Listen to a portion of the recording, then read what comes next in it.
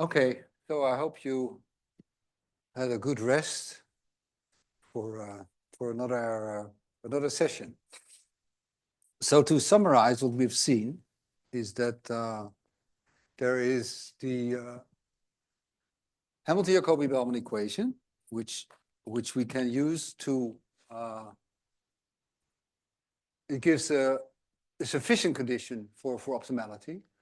It gives a partial differential equation, which is complex to solve, right? Because it is cursor dimensionality, basically exponential resources required in the dimension of the problem. Alternatively, we have the PMP method, which is a variational method, necessary condition for optimality. That means that if we say DC is 0, this variational thing, gives you an extremum of the cost function, not necessarily a minimum, not necessarily the global minimum. So it gives one of the candidate solutions. You need additional assumptions like convexity in order to get a unique solution. It provides candidate solution. PMP is computationally less complicated than the HGB because it does not require discretization, so you can just do it in continuous. You get ODE, coupled ODEs, ordinary differential equations. So what I brushed over a lot of things that Jean-Main will probably have much to say about. There's many complications related to the existence, uniqueness, smoothness of solution, particularly in the absence of noise. In the presence of noise, it seems to me that many of these intricacies disappear, but this is just a layman's sort of informal statement here. The HGB the generalizes to the stochastic case. The PMP does not, at least not so easy. So because in the case of as we will see, the PMP, we have a solution which is computed from backwards to from a future to backwards in time, and we can just make that as generalize that to stochastic. In the case of PMP, we have two coupled ordinary differential equations. And in the stochastic case, they become stochastic differential equations, and having these run in different directions of time is somewhat complicated, as you can imagine, and so not so straightforward to generalize that. But there are some approaches to do that, but I'm not well familiar with those. Okay, so, oh, this doesn't work. Oh, I have to, of course, plug this in.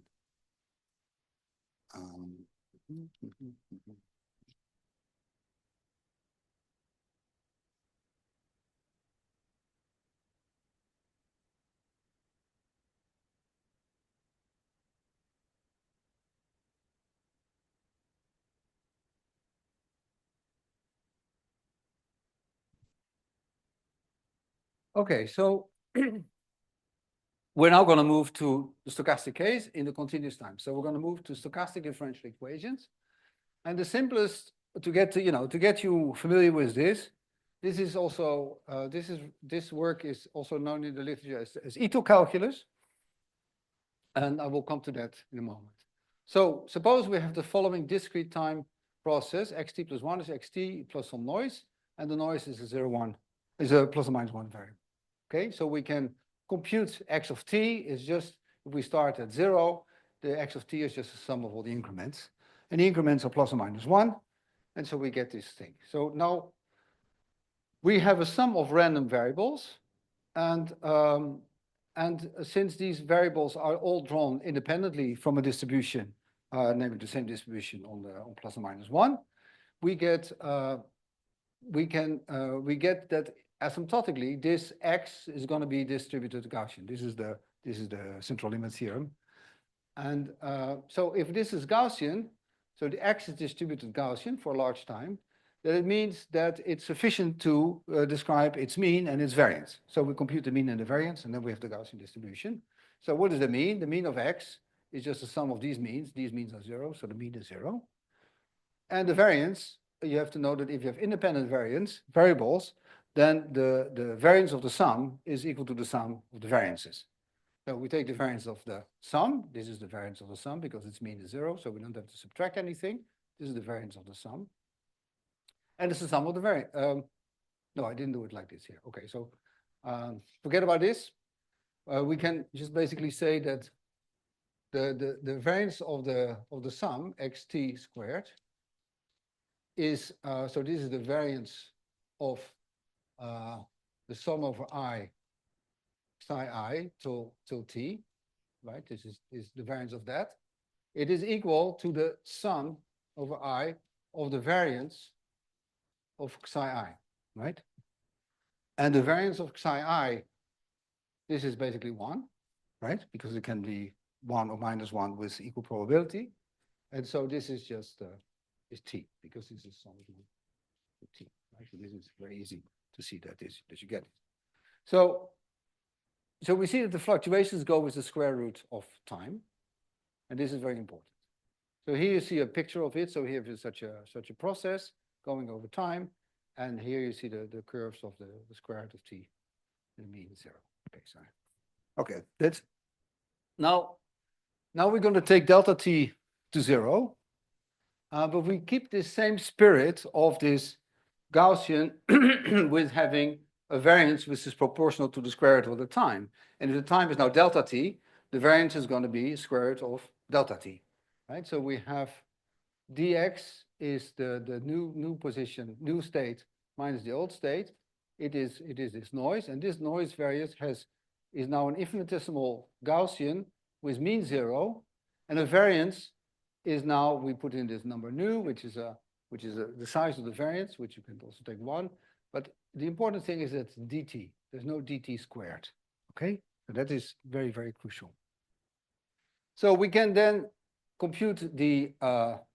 So we get dx is dxt is d psi as a continuous time version. This is called the stochastic differential equation. It's a continuous time version of what we had before in discrete time. And we can take its average, so we get dxt is d psi, and so we get the expectation value of dxt is basically 0, and so that's what's here. And we can also look at the increment of dxt squared. It is d psi squared. And if we now take the expectation value here, we get this expectation value here, and we can write this, that dx squared is nu dt. So we get d x squared t dt is nu, and this has a solution that x squared t is nu times t, goes linear with t, right? It goes linear with t.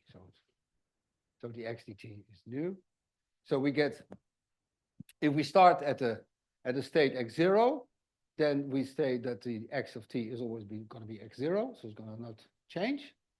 And we have x squared goes as nu times t, which fully specifies the Gaussian distribution. So after time t, we have that x is Gaussian distributed at time t, the distribution of x at time t, given that we start at time 0 in the position x0, so this conditional distribution.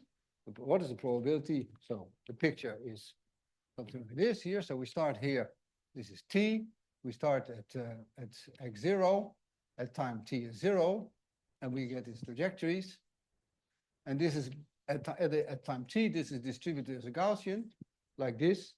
And this Gaussian has a certain mean and a certain variance, and it's given by this, right? The Gaussian has the mean is x0, and the variance is nu times t, which is there. Okay?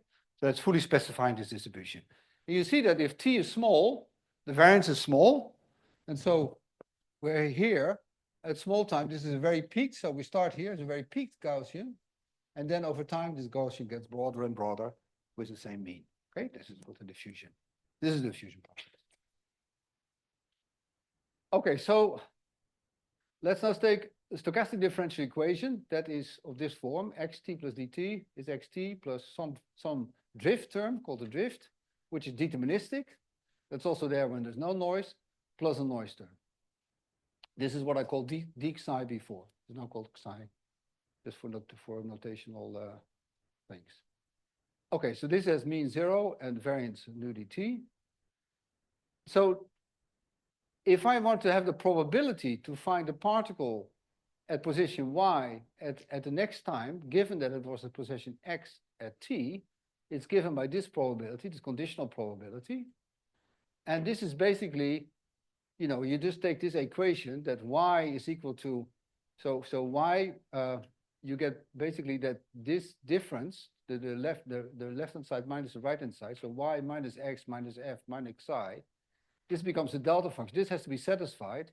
And you have to look for the distribution over all possible values of the noise that make this equation true, right? So that's essentially what this probability distribution looks like. So it's a sum. This can be seen as the sum of all the xi's. Xi is a Gaussian distribution with mean 0 and variance nu dt. And you have to look for all the xi's that actually make this valid, make this 0. Okay, so if we have that, so we're now gonna look at something that is called the Kolmogorov. So we have a stochastic process, and we're gonna have 3 descriptions of this stochastic process. One is as a SDE, stochastic differential equation that we just saw. 2 is as a Kolmogorov backward equation, which is what we're going to do now. And 3 as a Fokker-Planck forward equation. These are 3 equivalent descriptions of this stochastic process, and we will need that in what to come. So the backward equation is a bit non-intuitive, but it's actually the easier one to derive. So it is about the probability. It's called the hitting probability. What is the probability that if I'm at some intermediate time in the state x, that I will at the end time, some end time, I will reach a fixed state z. And we consider this as a function of x and t, this second argument, okay? Now, clearly, so if this is the probability, hitting probability from x at t to z at t, we can write it as a little bit later to being in some state y times the probability to go from x to y, right? So we go from x in a little bit increment, we go in a little time increment, we go from x to y, and then from y, we go to z, and we integrate over all y. This is just sort of base rule, right? Probability go from x to z is the probability go from x to y times the probability go from y to z, integrated over all values of y. Yeah, this is what this is. Okay, so now this is psi at y t plus dt, according to the definition. And this thing was the probability that I just gave, which is delta function with the dynamics.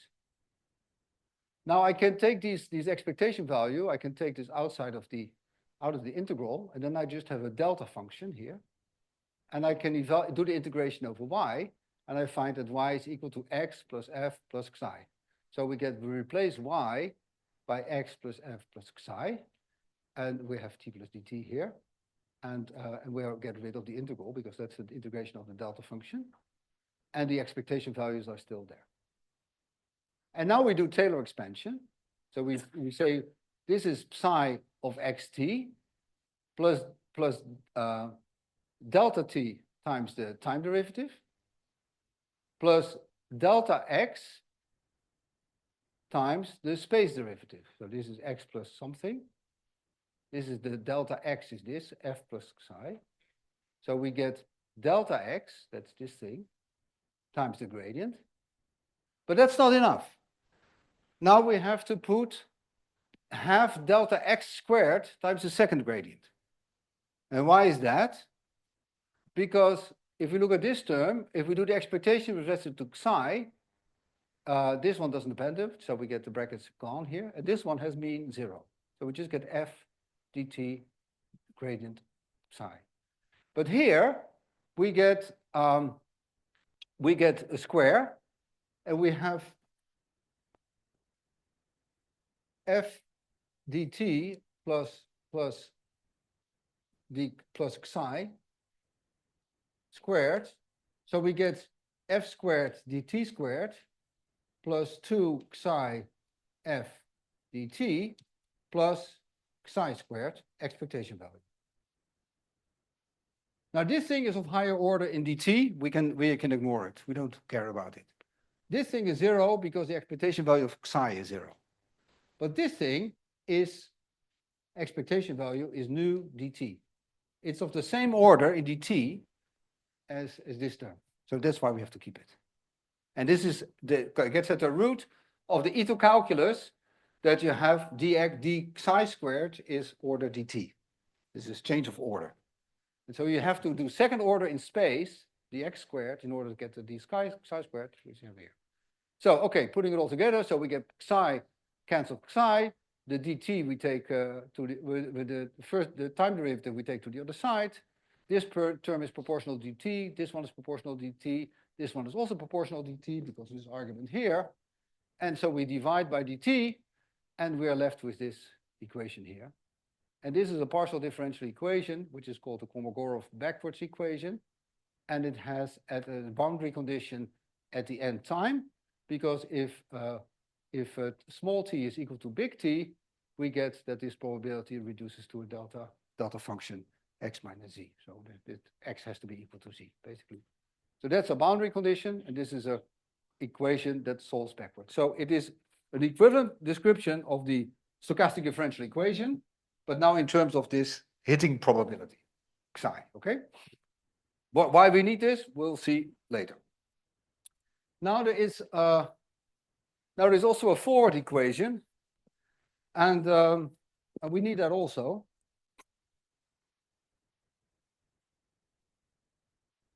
Is there some more light that I can get here? Is there... or shall I do it on the other side? There's more light there, huh? Maybe I do it. Huh? Is it equal? Okay. So now I need, so we have defined psi. Oh, there's a speaker there. Okay. So psi xt was the probability to go to z at time t given x and t. We now get another notion which is called rho xt. It is the probability to go to xt given that I start in x0 at time 0. Okay? Here the argument is here, and here the argument is there. Okay? This is the probability that I end up somewhere if I start somewhere. Okay? This is more the intuitive thing, the forward thing. Now, if I multiply, if I consider the following quantity, this, to go from x0 to zt, I can write this as the integral over dy to go from zt to come from y at some intermediate time times the probability to go from yt to go, or let's call it this x actually, xt, x given x0, 0, right? So the probability to go from at time 0 to capital T is probability to go from 0 to an intermediate time to some state, and to go from that intermediate time and state, go to the end time, and integrate over all the possible intermediate states that we have, right? Now, here you see this T happening here. And on the left-hand side, we don't see it. So we see that this expression is independent of small t, right? So we can take ddt of p z t given x0, 0. This is equal to 0. And we can take it here in here. So with this dx, this thing was psi xt. This thing was rho xt. So we can write it as the psi dt rho plus psi d rho dt. Right? This is true. Okay? Do a chain rule. The time derivative splits in two parts. And now we can put in here the Kolmogorov backward equation that said that's here. So the psi dt is minus f gradient. So this is dx minus f gradient psi minus a half nu gradient psi. And this is multiplying by rho plus psi d rho dt, right? Now we can do the integration by part. So we can write that the integral dx f gradient psi. So let me put it the other way. Let me say, so f rho gradient psi, that is f rho gradient psi, plus the gradient f rho times psi, right, is integral dx gradient of f rho psi, right? This is just the chain rule. And this is evaluating f rho psi at the boundary of this integration interval. So x is a volume of space, and we're integrating.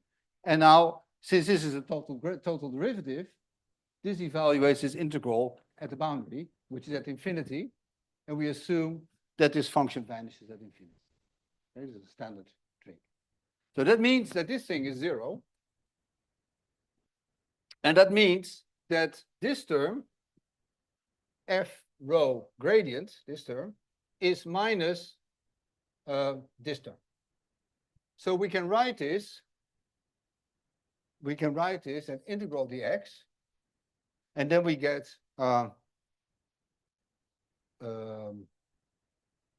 gradient f rho times psi. Oh, yeah, gradient rho times psi. Okay, that's this one. And now we have to do this one. And here we do the same trick. We have a spatial derivative, and we write it as we write this one. We write it as the gradient of gradient of this. So we put the gradient on the other side, like we did here. So we had the gradient here on psi, and we turn the gradient on rho f, like we did here. We do the same here. We put the gradient on psi, we put it on this, and we do it another time. And both times we get a minus sign. So in fact, this goes to psi gradient star. Right? You try 2 times the minus sign. That's with this minus sign here. And you get the boundary terms that go to 0. And so this doesn't change sign. So we can write this term as minus 1/2 nu, and then we get gradient square rho, and then times psi. Plus psi, sorry, you cannot see this. It's behind here. Here. Okay, that term. In the end, so we can put here, so now everything's proportional to psi, psi, psi. We can take that out, so we get integral dx psi times gradient f rho minus 1/2 gradient square rho plus the rho dt. And so this thing has to be 0. So that means, and that has to be hold for all psi. So we can now basically say that this is negative. And this is then the equation for rho. And that equation is the rho dt is minus this plus that. So let's see whether that is correct. It's here. The rho dt is minus the gradient plus that. So what you see, the difference is that in this previous equation, the gradient is only over the second term, and there's this term, the gradient is only the second term, and then here the gradient is over both terms. Okay, that's what we get. Now this also has a boundary condition, but now at 0. So this describes the diffusion from initial state. Oh, sorry, a little bit sniffy. So here's an example. So for instance, we have a Brownian motion. Dx is this, that. So the forward, we saw that it's just a probability to go to x given x0. It is it has a mean x0, and it has a variance goes nu t, and so this is the forward probability. And the backward one is has a mean is the backward thing, and it has a variance which is related to the remaining time, which is capital T minus small t. So is that. So this is the case that you get these quantities, and we'll need these later. There's also something called forward and backward drift. Let me not dwell on that. It's basically that if you so these trajectories, the stochastic differential equation, these trajectories, they are continuous, but they're not differentiable. That means that it allows for that the derivatives that you take forward, so in the limit, so you are at a certain point, you take x plus delta, you take t plus delta t, and you take the limit of delta t going to 0, that derivative is different from the backward one, where you came from. So you take x minus delta t, x t minus delta t, and then take delta t to 0, gives a different, because as I said, these are wiggly lines. They're continuous, but they're not differentiable. And so if the forward drift is basically the expected forward direction. So if you look at the differential equation, the expected forward direction is just f, because psi is 0, and so the expected forward direction is just f. That's the way the drift where you're going. But if you look at the expected backward drift, then you get here this extra term, minus nu gradient of log of rho. Rho was this forward thing with this density. And it's basically saying that the density itself determines the backward direction. And it's quite easy. So I will skip the derivation, but it's just sort of a curiosity for you to entertain. So for this simple case of a Brownian motion, if I have this movement, I start in 0 and my noise is like this. My evolution of the forward equation is this, just a Gaussian. If I look at the forward drift, it's 0 because f is 0. But if I look at the backward drift, I get the gradient of the log density, and that the gradient of the log of the density is basically the quadratic function. If I take the gradient of that, you get a linear function. And the picture, you may say, well, this sounds very, very weird, what we have, but the picture is actually quite intuitive.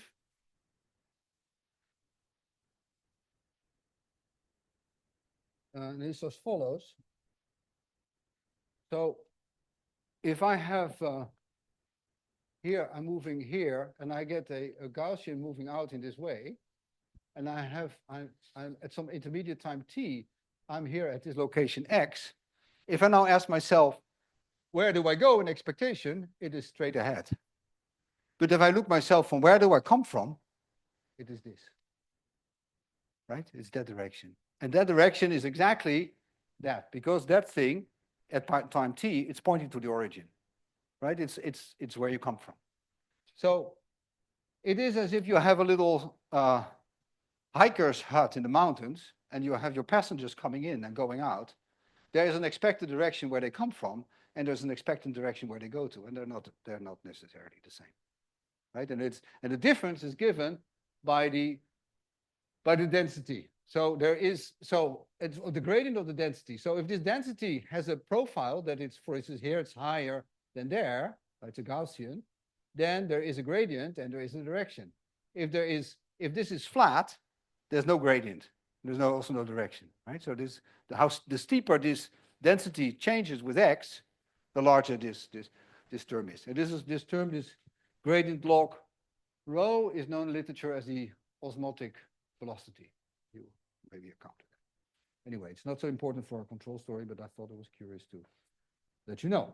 Okay, so let's go for stochastic optimal control. So we have now a stochastic differential equation, and we want to do control on that. So dx is f dt plus dxi. In the later version, you can also put a function here, say g of here, but for the moment we don't do that. And we have some Gaussian noise, which maybe in principle be state dependent. That's also the way you can put this function in there. Anyway, so this proportional to dt. And we have the cost, which is now an end cost, plus the path cost, which can depend on the time and on the state and on the control. And this expectation value is respected to all the trajectories that start at a certain initial state x at time t, and we have some control u, and the control appears here because it affects the way that my trajectories move, so it affects this expectation value, and the u also appears here, so it appears 2 times in this formulation. Okay. Okay, so in stochastic optimal control, so the thing that people sometimes find difficult to grasp is the following, is that you're optimizing an expectation value, that's this thing, and that's the best you can do, right? Because you don't know, so this cost depends on the future realization of your noise, which you don't know, the realization of the noise. You know the distribution of the noise, but you don't know the realization.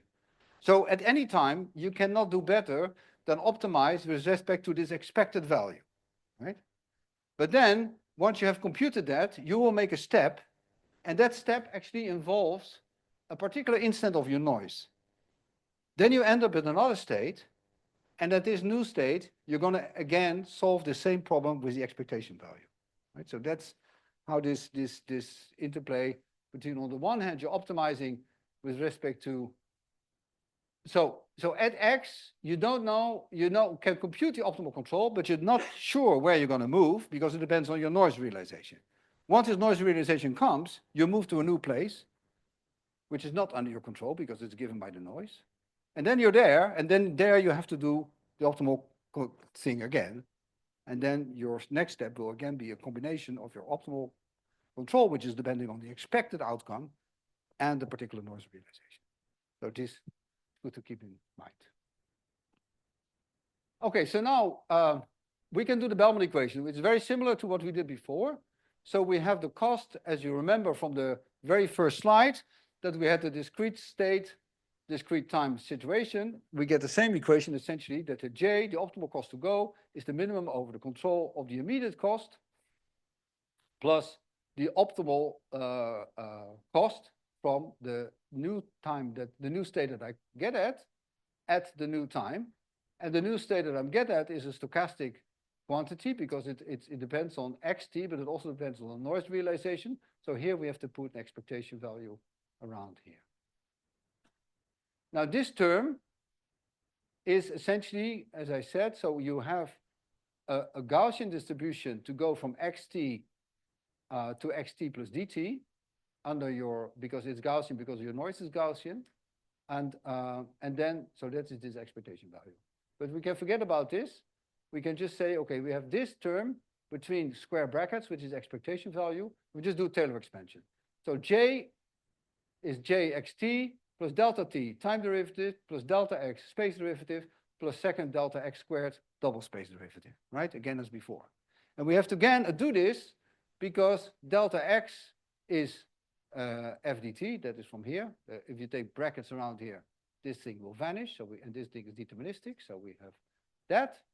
And delta x squared is the thing that I wrote here, this delta x squared involving all these terms, but to lowest order dt, it will only involve, delta x squared will only involve delta psi squared, which is nu delta t. Nu delta t here.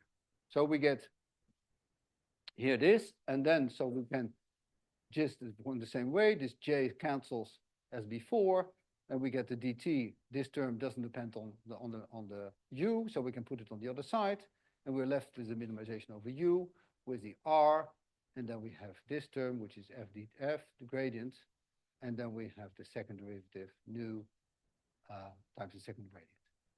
So this is the Bellman equation in the case that we have noise. And indeed, if we put the noise equal to 0, put nu equal to 0, we recover the Bellman equation that we saw this morning, right? The same, we get the generalization. And again, the boundary condition is the same as we had before. Okay, so now this is, as in the deterministic case, this is in general, this is very hard to solve, but there are some particular simple cases that you can solve it. And we're going to be talking about two cases. One is linear quadratic control, and the other one is path integral control. we'll take them in turn. So we're first going to, maybe there's some time for some question that somebody has a question on this at this point. Right. Yeah.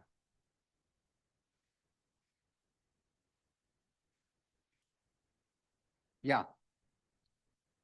So the three representations are the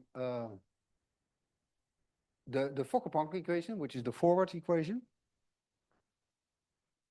the backward equation, and the SD. This one. These are the three descriptions of the same process. Okay. Any other questions?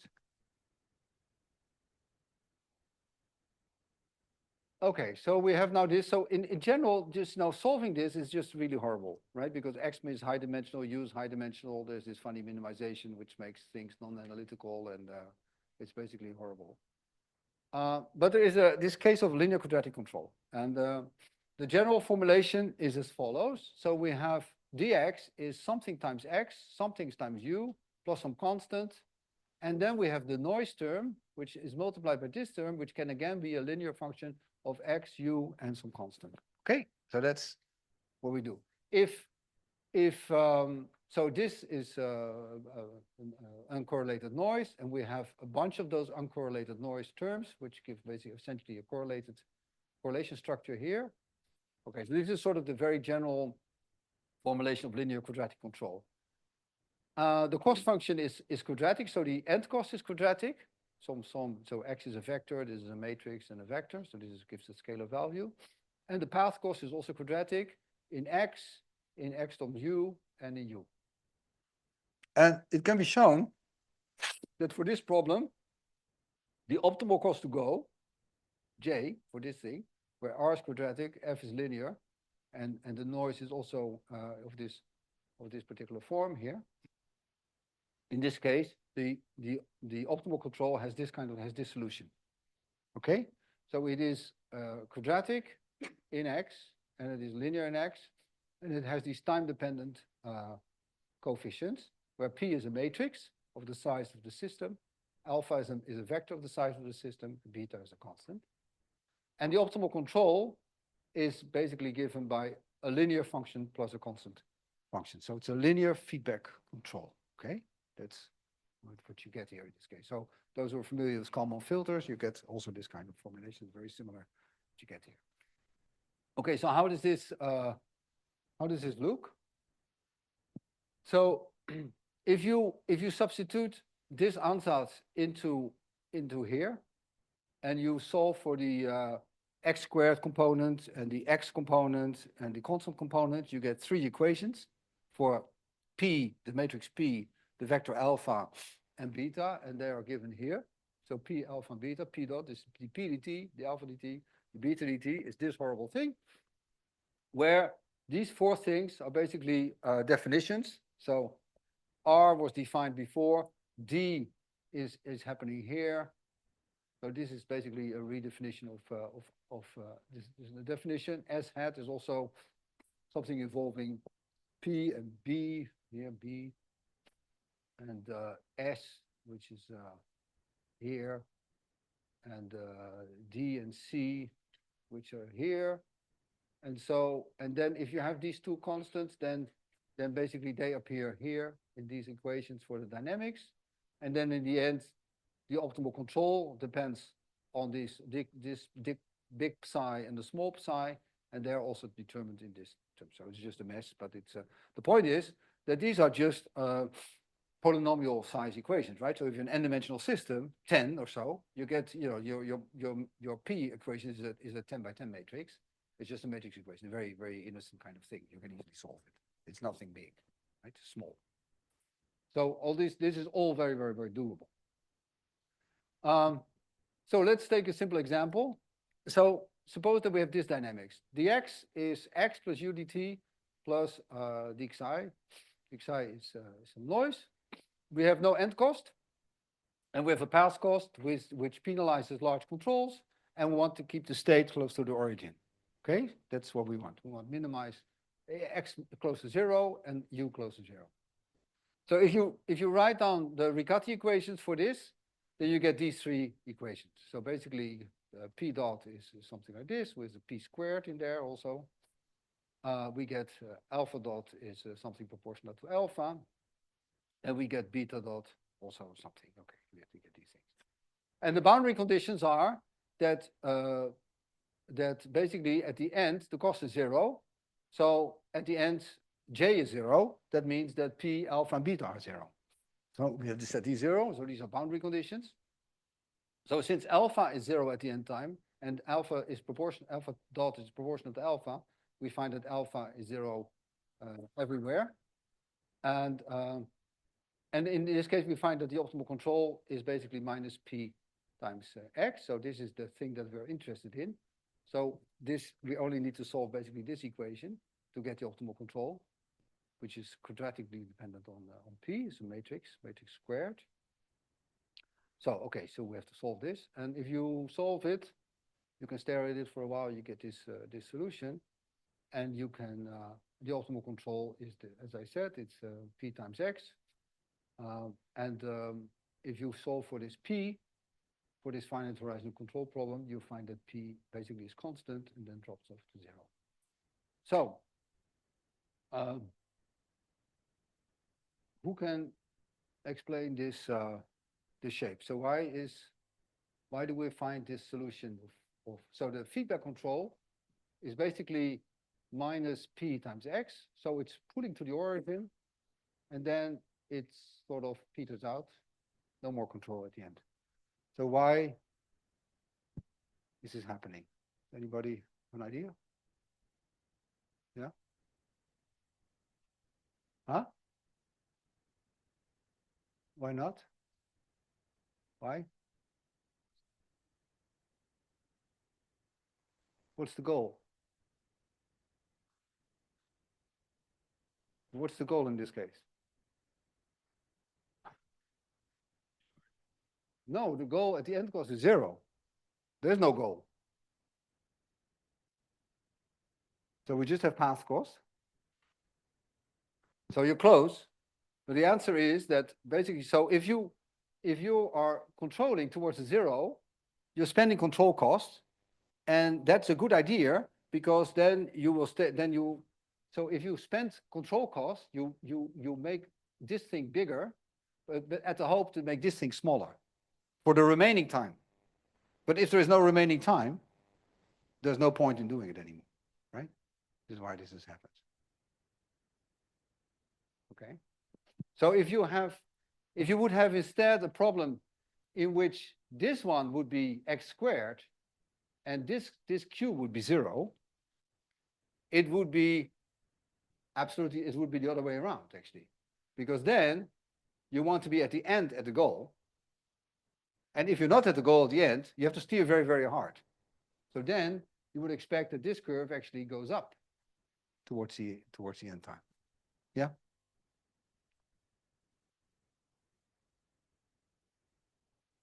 Okay. So the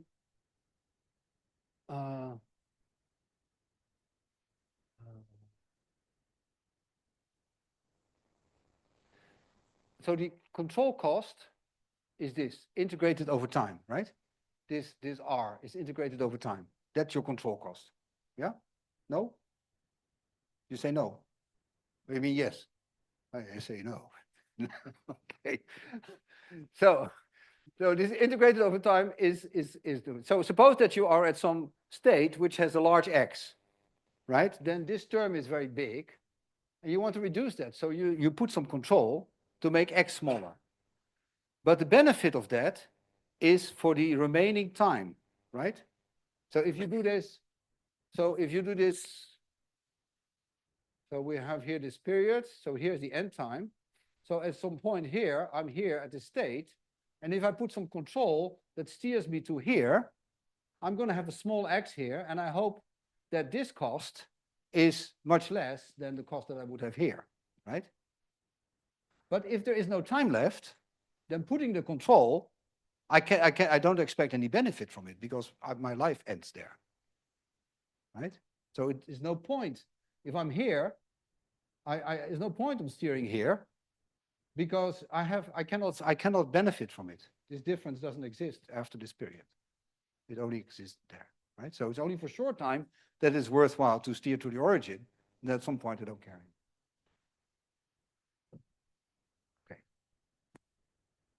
Okay. Okay, so it's this. Okay, so let me talk about the other terms in this linear Bellman equation, in this linear control problem. So the C and D are called additive. They make it non-additive. So if C and D is 0, we have just something multiplying the noise, and this is called additive noise. And if C is non-zero, you get something called the noise is proportional to the state. This is typically called multiplicative noise. And D is also sort of an instance of that. So in the case that C and D are 0, we can see from this equation, if C and D are 0, okay, where does the noise appear? Let me see, the noise appears in C and D. Let me see. So if C and D are 0,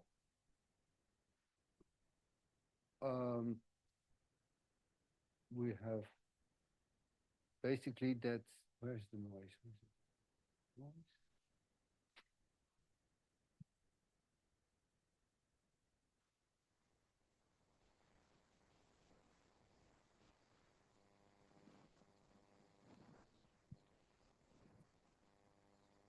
Well, it's not so obvious from this formulation, but anyway, the statement is that if C and D is 0, we have a problem which is linear quadratic in a normal sense. So this is also linear quadratic, but the certainty equivalence only holds when C and D are equal to 0. Right? If you have these multiplicative cases, you don't have no longer this certainty equivalence. Here. Yeah, no certainty equivalence. Okay, so here's an example from finance, and it's as following. So suppose that I have a market with P stocks and 1 bond. So stocks are things that fluctuate, the value fluctuate over the time, those who don't know. And bonds is something that is like putting your money in the bank. You get a fixed interest rate, okay? So we have the bond. The bond has an evolution that the price of the bond is called P0. It has a price P0 at time t. And the change in the bond price is just the interest rate times the current bond price, right? So this is just a fixed interest rate growth equation. It's exponential, like that you put your money in the bank, you get exponentially return. So this is that. And now the other assets, the PI, for I is 1 to P, these are the stocks. And they also satisfy a similar equation, but this R is now replaced by this stuff, which consists of a deterministic part, which is the drift part, different for each stock. And then we have some noise process here, right? So we have you could think of these stocks that they satisfy an interest rate, which is a fluctuating quantity itself, right? Okay, so this is that. And now we have an investor whose total wealth at time t is denoted by X of t, and X of t is basically the price of his assets times the amount that he has of these assets, and summed of all these quantities from 0 to p. This is his total value, okay? And now we can set up a differential equation for x. So x, if you take a dx, then it involves dp, and dp is this, and we fill it all in, and we get essentially this equation. So we get here the fixed interest rate. Here we get the deviation of the mean of the portfolio of the stocks from the interest rates times some u, which is a shorthand for ni times pi. So the number of stocks times the value of the stocks at time t. And then we have this stochastic term coming from this stochastic term, basically. Okay, so this is the equation that we then get. And the objective of the investor is to maximize the mean terminal wealth. So I want to have this maximum, and at the same time, I want to minimize the variance, right? So I want to have a sure portfolio, okay? So this is a multi-objective, well, two-objective optimization problem with effective frontier, which means that for each, if I fix the terminal wealth, then it implies a certain uncertainty, right? If I fix the mean, it implies a certain uncertainty. If I want to go for a smaller uncertainty, I have to go for a less mean return. If I allow for a larger uncertainty, I can go for a larger mean return. Okay, so this is this effective frontier, and the effective means that we optimize, we find the best for each fixed mean, we find the minimum variance policy, and the policy is given by the u of t that we are optimizing here. Okay, for a given mean, there is a minimal variance. So we can find this optimum by optimizing the single objective. So we have the variance, which we want to minimize, and we want to maximize this one. So we put a minus here. So we want to optimize this one, and we have a weighting factor mu, which says how much we weigh these two components, right? If we put mu very large, we want to minimize the variance very much. So we want to have a very secure investment, which will imply that we have a small gain, etc. Okay, so this is how we can do that. Now the problem is that this quantity is not an expected cost, because this is an expected cost because it's just an n term, but this is this one, and and this is an expected cost, but this is the square of an expected cost. So it's not in the formalism that you get an expected cost. So you want to have it in that formalism. So the way to do that, you can consider a slightly different problem where you say, okay, I have this mu x squared, which is taking care of this term, mu x squared. And then I do lambda expected x. And then you can show that actually, that if you can find a lambda, there's a bit of theory here, you find a lambda depending on mu such that it is effectively that the optimum of this problem is the same as the optimum of this problem. Okay, so there's a bit of technicality. Okay, so we have these two things. So our goal is to minimize this subject to the stochastic dynamics, which is this, right? That's the cost, that's the dynamics we have. So this is a linear quadratic control problem. We can solve the Riccati equations, and we find that the optimal control is this linear, state-dependent, a linear plus a constant solution with time-dependent components. Okay, so let's see how that works out in a very simple example. So we have P is M is 1. So we have one noise source. So we have one of these noise sources, M is 1. And we have P is 1. So we have one stock and we have one bond. And we have R, which is the interest rate, fixed, independent of time. B, the drift of the stock, also independent of time. And the volatility of the stock, also independent of time. So these three numbers, and these are known. So here's an example. So P is M is 1. Trading period is 1 year weekly. So we have 52 periods. The annual bond rate is 5%. So our weekly rate is this. Expected stock rate is 10%, so it's better to put an expectation to put the stocks. And it has a volatility of 2 times B, so it's quite large. It's 20% volatility. The initial state is 2. We start with initial wealth 2. And here we show the variance of x, so the uncertainty, versus the expected x as a scatter plot for various values of mu. So if we take a very small mu, that I said, then we have very risky investments. So we basically want to optimize the expected value. And we end up with a high expected value and a high variance. Yeah? And if we increase mu, we move here to different values. If we take mu to infinity, then we have the riskless investment. And we just minimize this term. And that means that we just put everything in the bank. And if we put everything in the bank, our expected volatility is 0, and our expected gain is just that we get the 5%, the bond rate, which gives us from 2 to 2.1, which is then the return that we get in a year. Yeah. Okay. what we get. So some intermediate value that we can look at more in detail how this now works. How do you get these? What is optimal control actually doing? So this is, this is the result of the optimal control, but it's not showing what the optimal control is actually doing. So I'm going to show you now. So we take mu is 10, which corresponds to x is 3, and variance about 0.2. So it's somewhere in the middle of this curve. So here you see what happens. So here we see time. This is the 52 weeks. This is the way the stocks and the bond move. So the dashed line is just the value is the so this is the value that you get on the bank if you put the money in the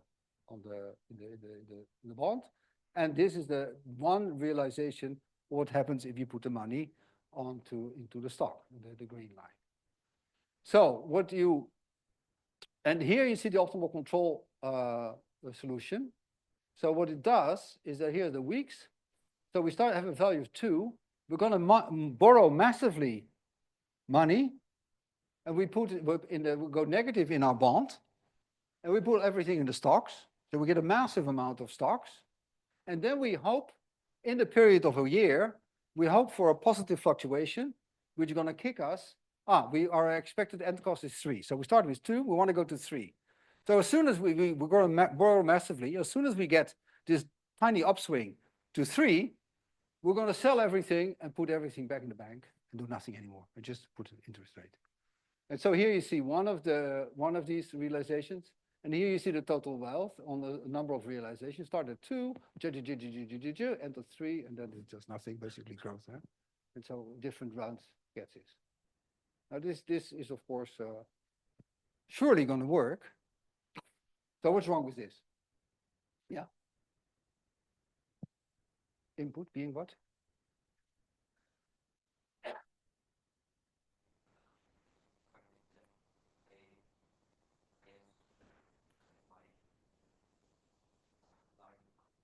Yeah, so that's that one. Yeah, that's a practical problem.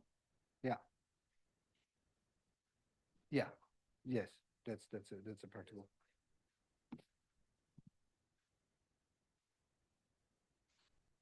Yeah, but that could, in principle, if you have a lot of money, you could, in principle, do this kind of thing, right? So there's other problems. Yeah. Huh? Like how?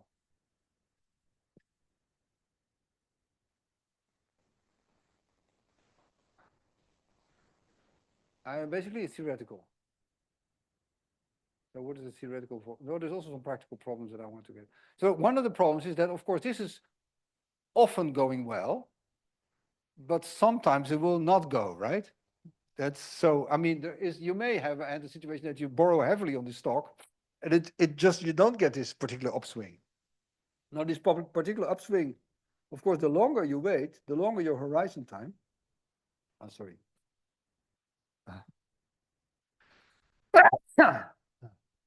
So the longer your horizon time, the larger the probability is that this upswing is going to occur. But at the same time, the assumption is that these numbers are true and constant.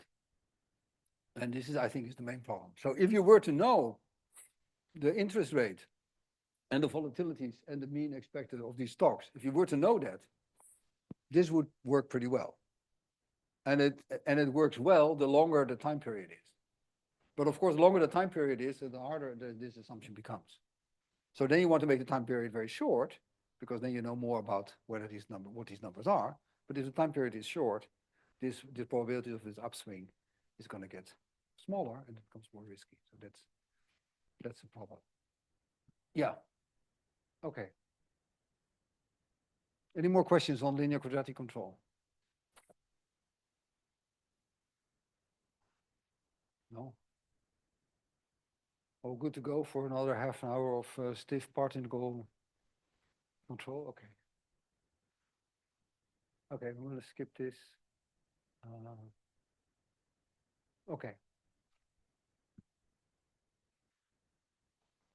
There is a particular dynamical setting in which the control problem can still be solved in a certain sense. And that is the case when the dynamics is of this form. So note we had before here a function of state and control.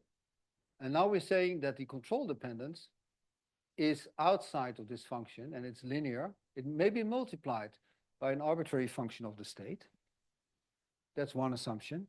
Second assumption is that whatever this function is, it is the same function that multiplies the noise. So this is now state-independent noise. And it's multiplied by a function that is the same that is multiplying the noise, the control. And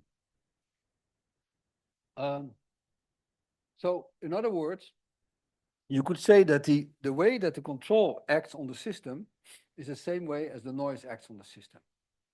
Right? They're in the same channel. Okay? This may be true, maybe not true. Secondly, the cost was this just big function of x, u, and t. And now we say it can be any function of x, but the function of u is going to be quadratic. So you can think of this, if you put the control 0, you see that you have quite an arbitrary dynamical system with some state-dependent drift and some state-dependent noise. But you can see that the control acts in a sort of in a linear way on this with quadratic cost. So you can also see this as sort of being an easy control, simple control of an arbitrary complex system, which is a way you can look at it. Now, if we put this in the Bellman equation, here's the Bellman equation, and we just replace this term with v plus 1/2 RU squared, which is this one. And we have the gradient term, which is f plus gu. And the noise term is g times psi, and we get squared. We get this term here. Okay, this is now our Bellman equation. And again, we need to solve this at the end time with this boundary condition, etc. So this by itself is not yet anything. But now, since here's a quadratic dependence on the cost, and here's a linear dependence on the, on the control, and here a linear dependence on the control, we can do this minimization. Okay? It's not so hard to do. You just do the minimization. You find that u is proportional to the gradient of j. Makes sense because u is multiplying by the gradient of j. So if you take the derivative, you get something like r times u plus gradient is 0.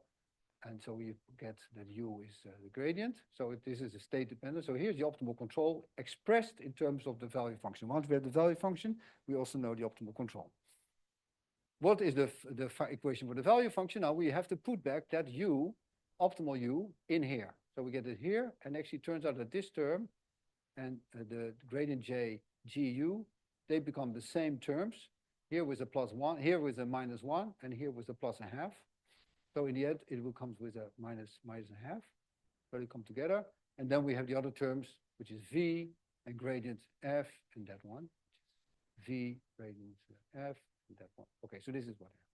So this is now the Bellman equation. We got rid of the minimization over u. But now we have an equation which is even more horrible, notably, because it is not even linear anymore in the. So here you would assume, sorry, here we saw that we have sort of a linear dependence on the cost to go. The j appears linear. But after doing this optimization, that's not even true anymore. We get quadratic dependence on j. So it's a horrible, horrible thing. Now, we're gonna what you can do is that we can linearize this equation.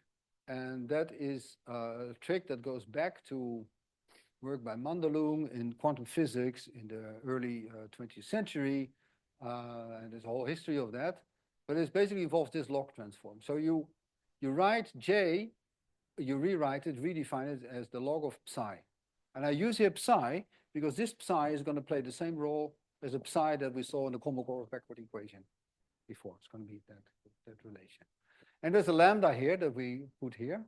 If you do this, and you look at this, you have here for the gradient of j. So if you put this in here, you get something like the gradient of psi squared, right? Here you have second derivative. And if you take a second derivative of j, you get something with the gradient, and you get something with the second derivative. Okay? You get the gradient squared and second derivative. Now here you have a nu, GG, and here GG, and here R minus 1. And if you make this condition, that this R is some lambda, some number larger than 0, times this nu minus 1, it allows you that this gradient square term cancels the gradient square term that comes in here by this substitution. Then these gradient square terms, they cancel, and the rest is all linear. That is the short story, what's happening. Now this condition is needs some explanation. So for instance, let's take a simple example. We have a two-dimensional dynamical system. dx1 is u1 dt plus d psi 1, and dx2 is u2 dx dt plus d psi 2. And we have a noise covariance matrix, nu, which is nu1, nu2 is diagonal. This is my noise covariance matrix, basically saying that the noise of this one is nu1, and that one is nu2. And we have an R, which is also R1, R2, 0, 0. Right? So there's a term in the cost appearing 1/2 U transposed R U, which is 1/2 U1 squared R1 plus 1/2 U2 squared R2. You can read this over there. Okay? Now, if we have this condition, R is lambda nu minus 1.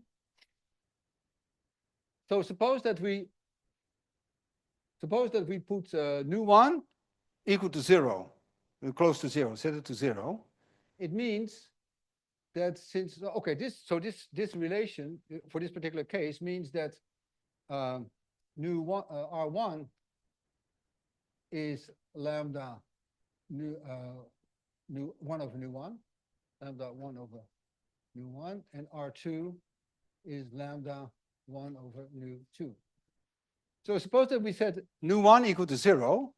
That means that R1 becomes infinite.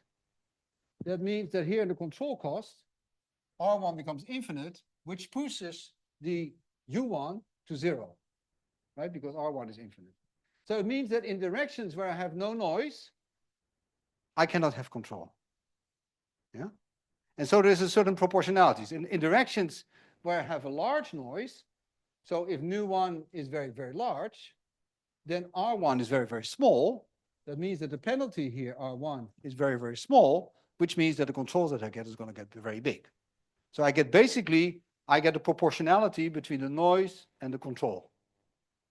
Directions that have large noise get large controls. The directions that have small noise get small controls. Okay, so that's, well, this may be true, this may be not true, but this is what is required to get rid of these nonlinear terms in the Bellman equation. So that was here.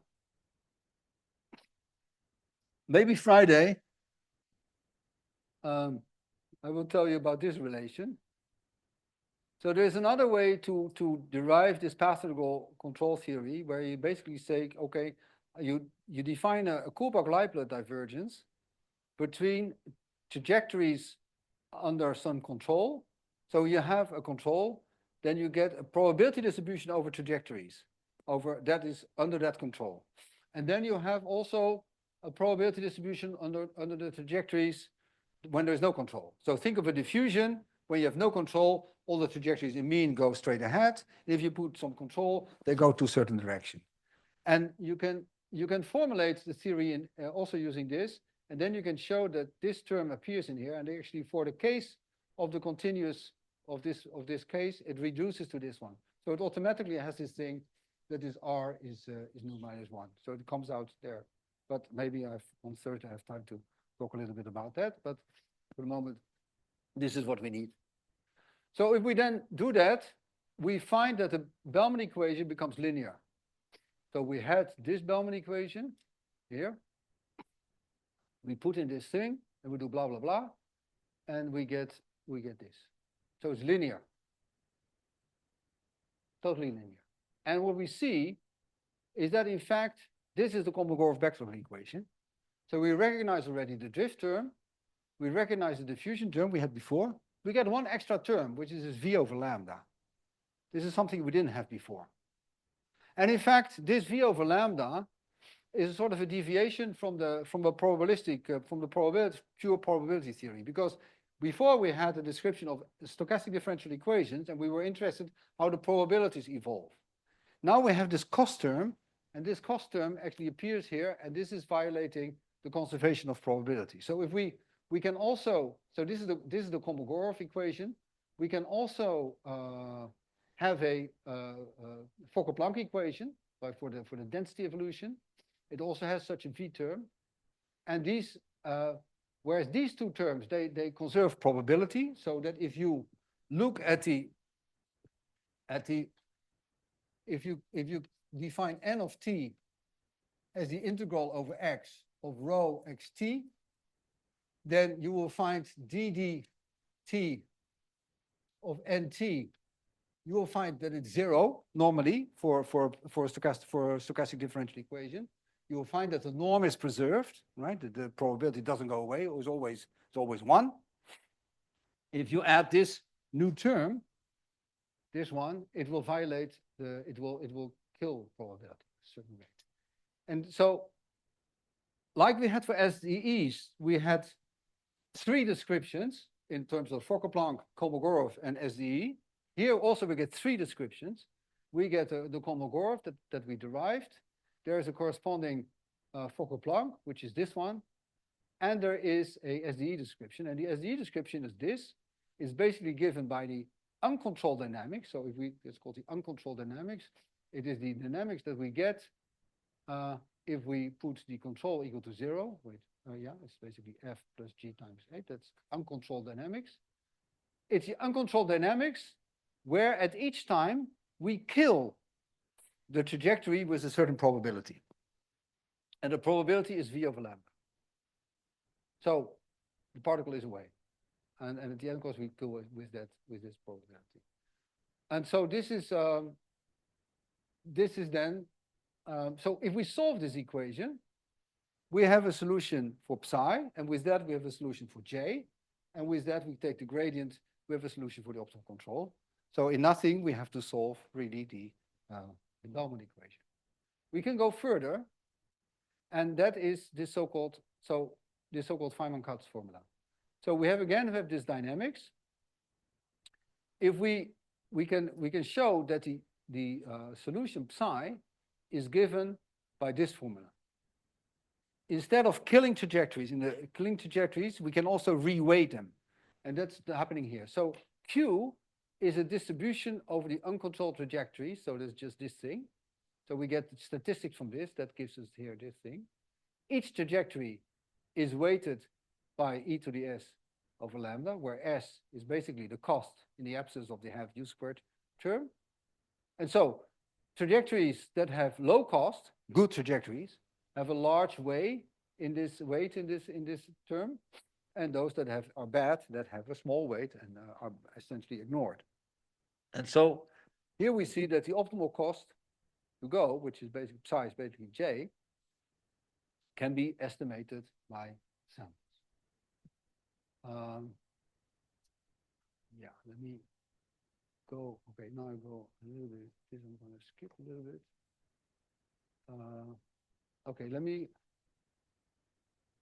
I'm going to tell the story again because it's. I think it's a little bit much to.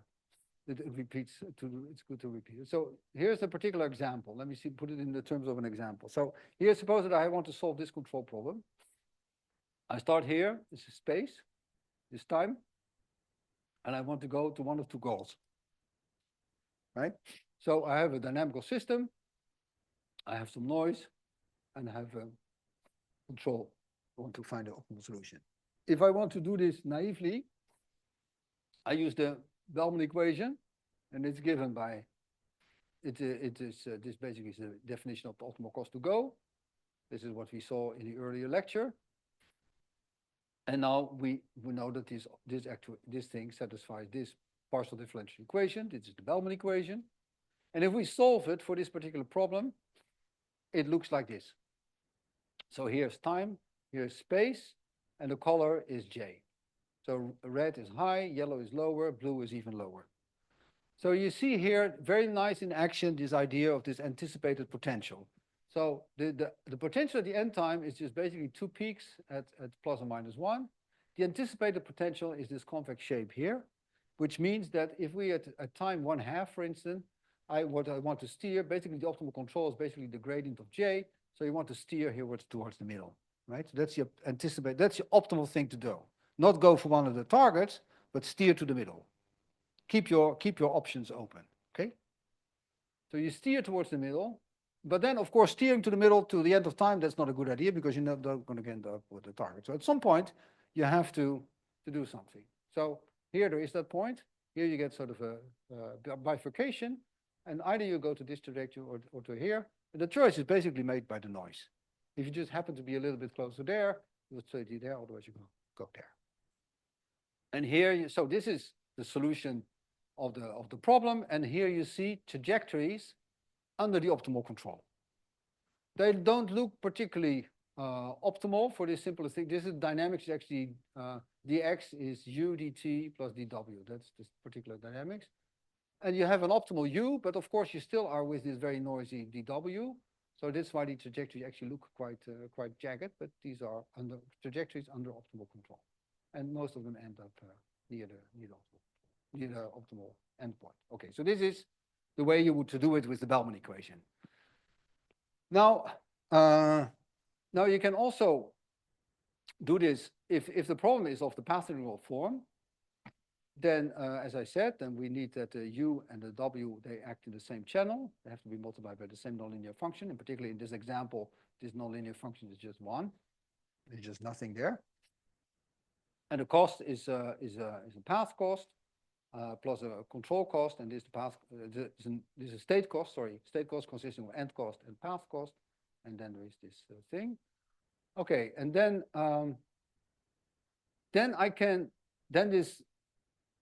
this path integral formulation for it basically boils down to the following: that you can rewrite this control cost, and this is something that I will maybe do on Thursday. You can rewrite this control cost as an expectation over S over trajectory. So you write the distribution over trajectories, and you, instead of solving for the optimal control, you're going to solve for the optimal distribution over trajectories. Okay, so now our optimizing variable, the thing that we want to optimize is P of tau, this distribution over trajectories. And so this P times S is clearly the same as here, expectation value of S, because that's just the expectation value. And the expectation value of 1/2 u squared turns out to be this log of P of tau divided by Q of tau, where Q of tau is the distribution over the uncontrolled trajectories. So these are trajectories with a certain control. These are trajectories with no control, control 0. And this gives a penalty that you want to basically get for small controls. This is a u squared term, and this is the path dependent, state dependent path thing. Now, if you write the control problem with this cost, then the optimum that you can easily do, you take the derivative, that's the very thing. You'll find that you take the derivative of C with respect to P of t, you find S plus basically log P, and the solution is that P is basically e to the minus S times Q. This is basically the optimal solution. So you get the optimal control is basically the uncontrolled dynamics multiplied by some factor. And remember, that is very similar to what I just showed you here. You get basically the uncontrolled dynamics times some factor. So this is the normalization constant of this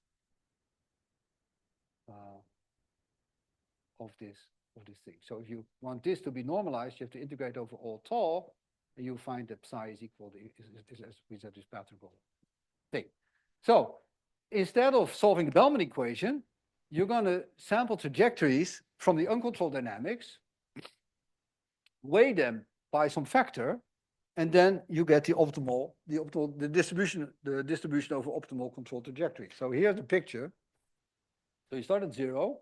You have these diffusions, which are all these gray things, which is basically uncontrolled diffusion, because if your dynamics, as we have here, dx is u dt plus d psi. Uncontrolled dynamics put this equal to 0. So we just have a naive diffusion process. So it's just diffusing. And then you color each of the trajectories with how good it gets on the end, right? And so that's these colors. And the statement is that this is equal to the distribution of optimal trajectories. This was also the distribution of optimal trajectory, which we just computed by this explicit control. And the statement is that in some mathematical sense, these two distributions over trajectories are the same. It's the same way of computing them. So, and this goes back to what's called Giordano's theorem. Okay.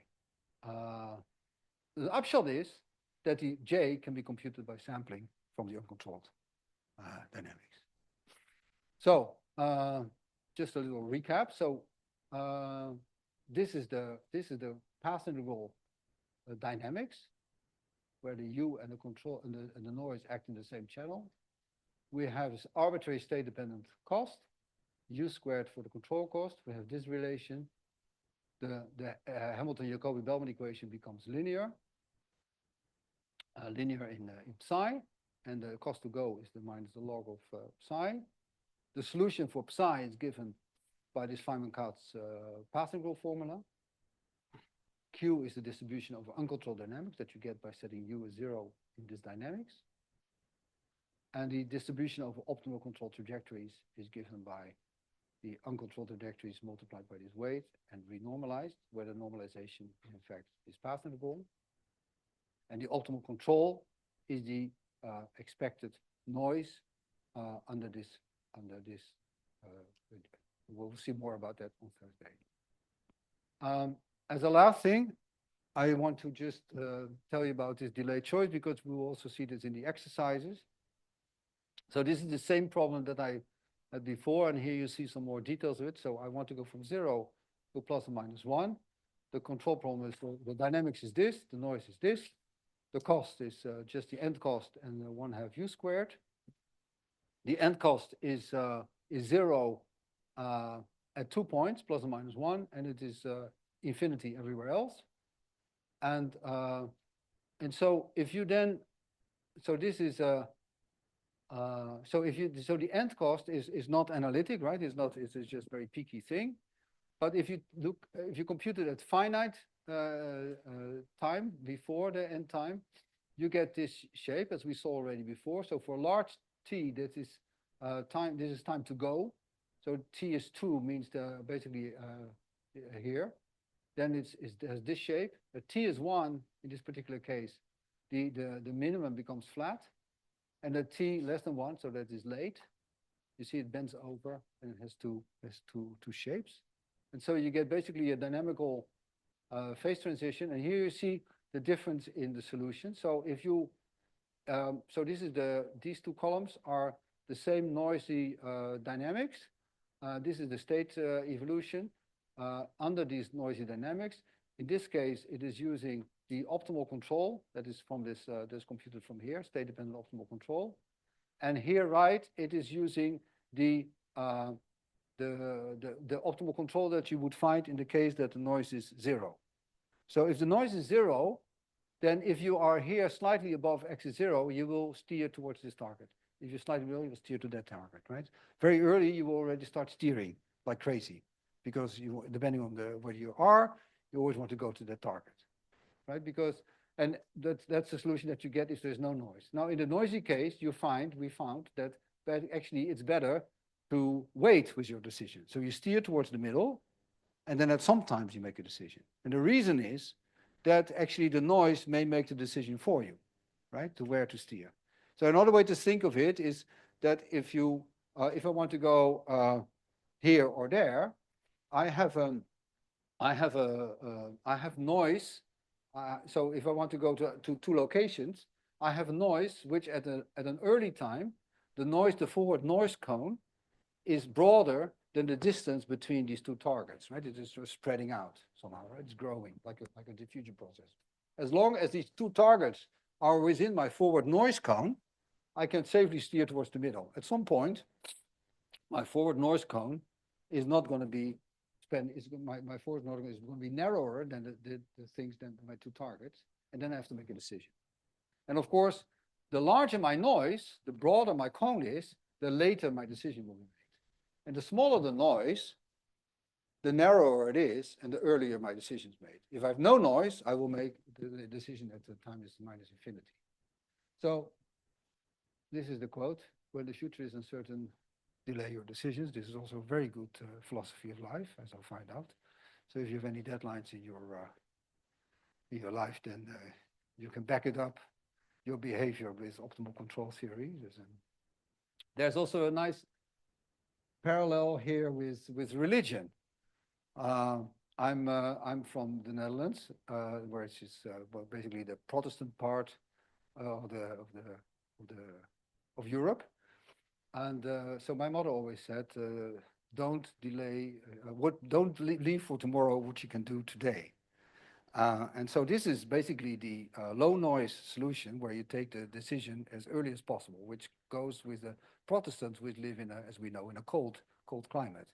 If you have the Catholics, they live in the south, and their decision is mañana, so they will leave everything for the latest moment, which is also optimal for the high temperature, in the high temperature situation. So both cultures are behaving optimally under, given their environment. Thank you very much. It's 3:30. We have a break.